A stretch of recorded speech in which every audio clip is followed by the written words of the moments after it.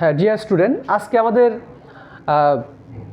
আলোচ্য বিষয় হচ্ছে verb, abstract noun and ING form, এগুলো নিয়ে আলোচনা করা।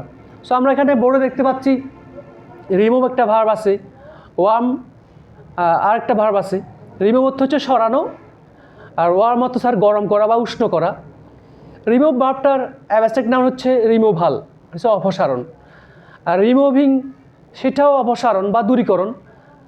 তো রিমুভাল অ্যান্ড রিমুভিং অর্থ প্রায় কাছাকাছি, কিন্তু দুটার স্ট্রাকচার ভিন্ন এবং দুটার ইউটিলিটি বা ইউজও ভিন্ন। অন্যদিকে ওয়ার্ম অর্থ উষ্ণ করা বা গরম করা, এটার অ্যাবস্ট্রাক্ট নাম হচ্ছে ওয়ার্মথ, উষ্ণতা। আর ওয়ার্মিং উষ্ণায়ন, সেটা ওয়ার্ম ভার্বের আইএনজি ফর্ম। তো এখানে ওয়ার্মথ অ্যান্ড ওয়ার্মিং অর্থে দিতে প্রায় কাছাকাছি। ওয়ার্মথ অর্থ উষ্ণতা, আর ওয়ার্মিং মানে উষ্ণায়ন বা উষ্ণকরণ, অর্থে দিতে প্রায় কাছাকাছি এবং দুটোই অ্যাবস্ট্রাক্ট নাউন। আইএনজি ফর্ম সেটাও abstract noun, warmth abstract noun, warming সেটাও অ্যাবস্ট্রাক্ট নাউন।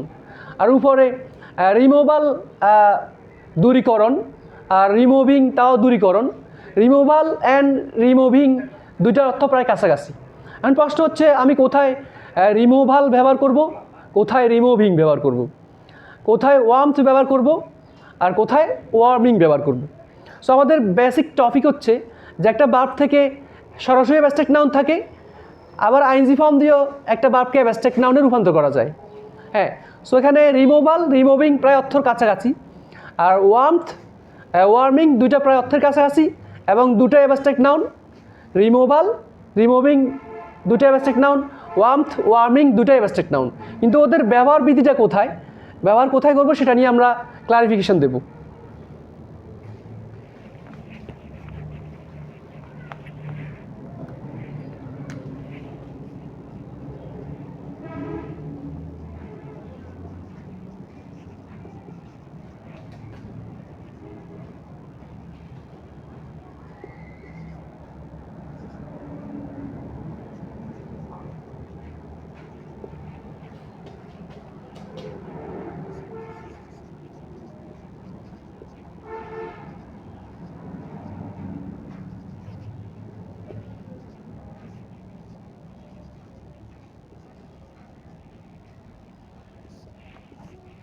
হ্যাঁ, সো আমরা দেখতে পাচ্ছি the warmth of the room is 20 degree Celsius.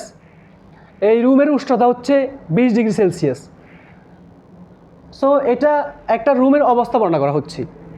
আর এখানে global warming is a problem, বিশ্ব উষ্ণায়ন এটা একটা সমস্যা।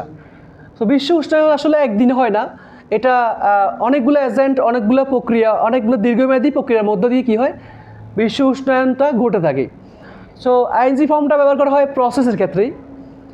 আর ওয়ার্মথ যেটা অ্যাবস্ট্রাক্ট নাউন, সরাসরি ওয়ার্ম ভার্বের অ্যাবস্ট্রাক্ট নাউন, সেটা ব্যবহার হয় একটা স্টেট বা কন্ডিশন, অবস্থা বর্ণনা করার ক্ষেত্রে।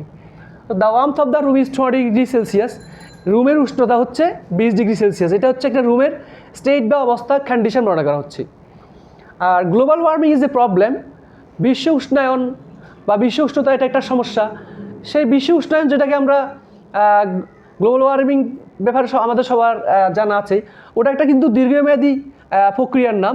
তো দীর্ঘমেয়াদী প্রক্রিয়া বোঝাতে আইএনজি ফর্ম ব্যবহার করা হয়, আর একটা স্টেট বা কন্ডিশন ব্যবহার করতে অন্য একটা অ্যাবস্ট্রাক্ট নাউন যেটা আছে, আইএনজি ফর্ম ছাড়া যে অ্যাবস্ট্রাক্ট নাউন আছে সেটা ব্যবহার করা হয়।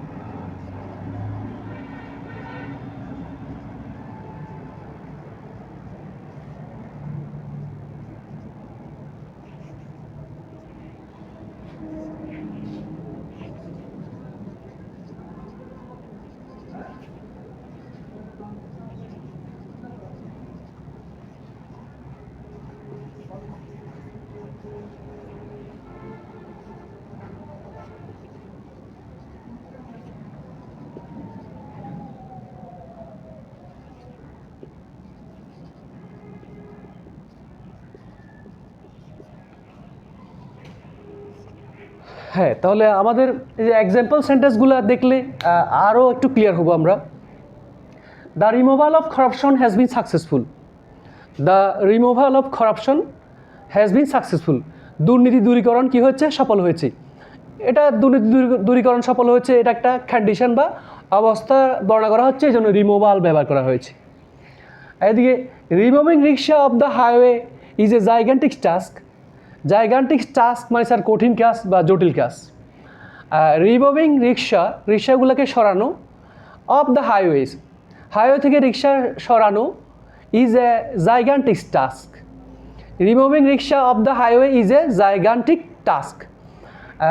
মানে হাইওয়ে থেকে যে রিক্সা জাতীয় ছোটোখাটো যানবাহনগুলো আছে এগুলোকে হাইওয়ে থেকে সরানো, এটা একটা কি জটিল কাজ বা কঠিন কাজ। সো এটা কিন্তু একটা প্রক্রিয়া। হাইওয়ে থেকে রিক্সাগুলো সরানো এটা একটু হুট করে এটা সম্ভব না। সো এটা একটা লম্বা প্রক্রিয়া। এভাবে আমরা প্রক্রিয়া প্রকাশ করার জন্য আইএনজি ফর্ম দিয়ে যে অ্যাবস্ট্রাক্ট নাউন আছে সেটা ব্যবহার করি। আর একটা অবস্থা বা একটা কন্ডিশন স্টেট বর্ণনা করার জন্য অন্য যে অ্যাবস্ট্রাক্ট নাউন আছে সেটাকে ব্যবহার করি। সো আজকে আমাদের যে ক্লাসের ম্যাটার অফ ডিসকাশন হচ্ছে প্রত্যেকটা ইন মোস্ট কেসেস অধিকাংশ ভার্বের সরাসরি একটা অ্যাবস্ট্রাক্ট নাউন থাকে এবং আইএনজি ফর্ম দিয়ে একটা অ্যাবস্ট্রাক্ট নাউন লেখা যায়।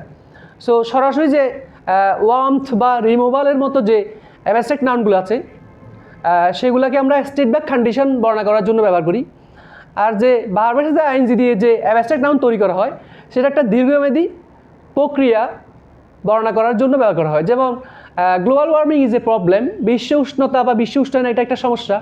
বিশ্ব উষ্ণায়ন এটা আসলে অনেক লম্বা একটা প্রসেস, বিভিন্ন প্রক্রিয়ার মধ্য দিয়ে যেটা হয়, এই জন্য এখানে আমরা ওয়ার্মিং ব্যবহার করছি, গ্লোবাল ওয়ার্মিং। হ্যাঁ, are the warmth of the room is 20 degree Celsius. এখানে একটা রুমের অবস্থা বর্ণনা করা হচ্ছে, এই জন্য ওয়ার্মথ অ্যাবস্ট্রাক্ট নাউনটা ব্যবহার করা হচ্ছে। ঠিক একইভাবে the removal of corruption has been successful. দুর্নীতি দূরীকরণ সফল হয়েছে। তো এখানে দুর্নীতি দূরীকরণ সফল হয়েছে এটা একটা অবস্থা বর্ণনা করা হচ্ছে, এই জন্য রিমুভাল অ্যাবস্ট্রাক্ট নাউনটা ব্যবহার করা হয়েছে। আর ওই রিমুভের যে আইএনজি ফর্ম দিয়ে অ্যাবস্ট্রাক্ট বানানো হচ্ছে সেই আইএনজি ফর্মটাকে আমরা ব্যবহার করব লম্বা দীর্ঘ প্রক্রিয়া ব্যবহার করার জন্য। যেমন হাইওয়ে থেকে রিক্সা সরানো আসলে একটা দীর্ঘ প্রক্রিয়ার কাজ। So removing rickshaw of the highway is a gigantic task. Highway থেকে রিক্সা সরানো আসলে একটা জটিল কাজ। এভাবে আইএনজি ফর্ম দিয়ে যে অ্যাবস্ট্রাক্ট নাউন বানানো যায় সেটাকে আমরা একটা প্রক্রিয়া বর্ণনা করার জন্য ব্যবহার করি। আর সরাসরি ভার্ব থেকে যে অ্যাবস্ট্রাক্ট নাউন থাকে সেটাকে আমরা একটা স্টেট বা কন্ডিশন বর্ণনা করার জন্য ব্যবহার করে থাকি। সো এইভাবে ওয়ার্মথ, ওয়ার্মিং, রিমুভাল, রিমুভিং অনেক ভার্বের এভাবে অ্যাবস্ট্রাক্ট নাউন এবং আইএনজি ফর্মের দিয়ে তৈরি করা অ্যাবস্ট্রাক্ট নাউন থাকে। সরাসরি অ্যাবস্ট্রাক্ট নাউন আর কতগুলো কি ভার্বের সাথে আইএনজি দিয়ে অ্যাবস্ট্রাক্ট নাউন তৈরি করা যায়। এভাবে অনেক ভার্বের অ্যাবস্ট্রাক্ট নাউন থাকে সরাসরি এবং আইএনজি দিয়ে অ্যাবস্ট্রাক্ট নাউন তৈরি করা যায়। সো তাদের কিন্তু ব্যবহারবিধি ভিন্ন, যেটা আমরা আজকে ক্লাসে দেখলাম। এরকম অনেকগুলো ভার্বকে আমি অ্যাবস্ট্রাক্ট নাউনে সরাসরি শিখতে হবে, প্লাস আইএনজি দিয়েও অ্যাবস্ট্রাক্ট নাউন তৈরি করে শিখতে হবে। কিন্তু তাদের ব্যবহারবিধি সম্পর্কে আমাদের আইডিয়া ক্লিয়ার থাকতে হবে। নাহলে আমি গ্লোবাল ওয়ার্মথ লিখবো নাকি গ্লোবাল ওয়ার্মিং লিখবো সেটা নিয়ে আমি কনফিউশনে পড়ে যাব। তো এই জাতীয় পড়াগুলো কিন্তু একাডেমিক লেভেলে আসে, প্লাস কম্পিটিটিভ এক্সামগুলোতে আসে, ইভেন অ্যাডমিশন টেস্টেও আসে। ইংলিশের আসলে এত রকম চেহারা নাই। Admission test English, academic English, হ্যাঁ জব ইংলিশ, হ্যাঁ সব ধরনের ইংলিশ আসলে একরকম। Very basic idea must be found at our sure foundation. ভিত্তি ভালো থাকতে হবে, যা আমাদেরকে জানলে কিন্তু আমরা আনসার করতে পারবো। হ্যাঁ, যেমন দেখা গেছে এইবার যে প্রাইমারি পরীক্ষাতে কয়দিন আগে প্রাইমারি পরীক্ষা হলো, ওখানে যে একটা প্রশ্ন এসছে গড অফ স্মল থিংস, এই বইয়ের রাইটার কে? হ্যাঁ, এটা তো যে এই বইয়ের writer the god of small things. হ্যাঁ, এখানে দেখা যাচ্ছে এই প্রশ্নটা তো ইন্টারমিডিয়েটের এইচএসসির মেন বুকের মধ্যে আছে। এইচএসসি মেন বুকের 238 নম্বর পৃষ্ঠায় the god of small things এই বইয়ের রাইটারকে সেটা লেখা আছে না। সো অরুন্ধতী রায়, ঠিক আছে। সো আমরা কি করি, ইংলিশকে কখনো স্পোকেন ইংলিশ, কখনো আইএলটিএসের ইংলিশ, কখনো রিটেন ইংলিশ, কখনো জব ইংলিশ, কখনো একাডেমিক ইংলিশ, কখনো অ্যাডমিশন টেস্টের ইংলিশকে আমরা অনেক চেহারায় বিভক্ত করে ফেলি। অ্যাকচুয়ালি তারা এত রকম না, ইংলিশ আসলে একরকম, পারলে কিন্তু আনসার করা যাবে। ওই যে বললাম প্রাইমারি পরীক্ষাতে আসছে the god of small things, এই বইয়ের রাইটারকে অরুন্ধতী রায় না? তো সেটা তো এইচএসসি ইংলিশ বইয়ের মধ্যে 238 নম্বর পৃষ্ঠে আছে। সো জব ইংলিশ কি, একাডেমিক ইংলিশ কি, হ্যাঁ, তো আপনারা এটা চেক করে নিতে পারেন। এইচএসসি ইংলিশ 5 পেপার বইয়ের 238 নম্বর পৃষ্ঠায় এটা আপনারা চেক করে নিতে পারেন। সেভাবে আমরা দেখতে পাচ্ছি admission test, job English, academic English, সব ইংলিশ আসলে এক রকমের। সো আমরা একটা বই লিখেছি যেখানে ইংলিশকে আমরা খুব স্মুথলি স্মার্টভাবে উপস্থাপন করেছি। আপনি বইটা নিতে পারেন। বইটার মধ্যে ইংলিশ অনেক স্মার্টভাবে লেখা আছে, গ্রামার এবং ভোকাবুলারি সহ, ইভেন অনেক ক্ষেত্রে লিটারেচার সহ খুব স্মার্টভাবে কম্বিনেশনে উপস্থাপন করা হয়েছে। আপনি এটা নিতে পারেন। আপনার একাডেমিক, এইচএসসি একাডেমিক হোক, এসএসসি হোক, জবের হোক, অ্যাডমিশন টেস্টের হোক, all types of English R available here. আপনি এটা নিতে পারেন। প্লাস এটা নেওয়ার পরে কোনো পেজে যদি বুঝতে না পারেন, ওটা হোয়াটসঅ্যাপে আমার কাছে পাঠিয়ে দিলে আমি ইনস্ট্যান্টলি আনসার করে দেবো। Thank you, thanks everybody. কেটে দেবো।